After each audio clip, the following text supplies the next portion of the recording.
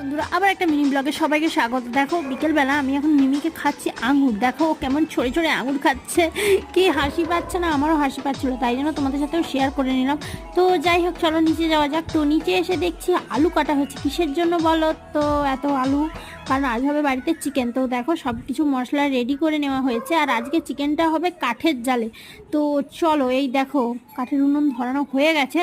তো চলো দেখতে থাকো। আর এই দেখো চিকেন কষা হচ্ছে, আর আমার মা বেটুকে দেখো, আমার বেটু মাকে কত আদর করে দিচ্ছে, কত দেখতে পাচ্ছ। তো বসে বসে ভাবছিলাম কিছু একটা আসছে, তো কি আসছে চলো তোমাদের সাথে শেয়ার করবো। তার আগে দেখো এখানে চিকেনটা কষা হচ্ছে, আর কাঠের জালের রান্নার তো স্বাদই একটা অন্যরকমই হয়। তো যাই হোক, এই যে দেখো এখন মশলা দিয়ে দিচ্ছে।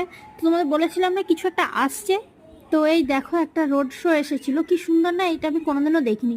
এই দেখো দেখছি কি সুন্দর না এটা। আর পিছনে মেয়েগুলো দেখবে কি সুন্দর করে নাচছে। তো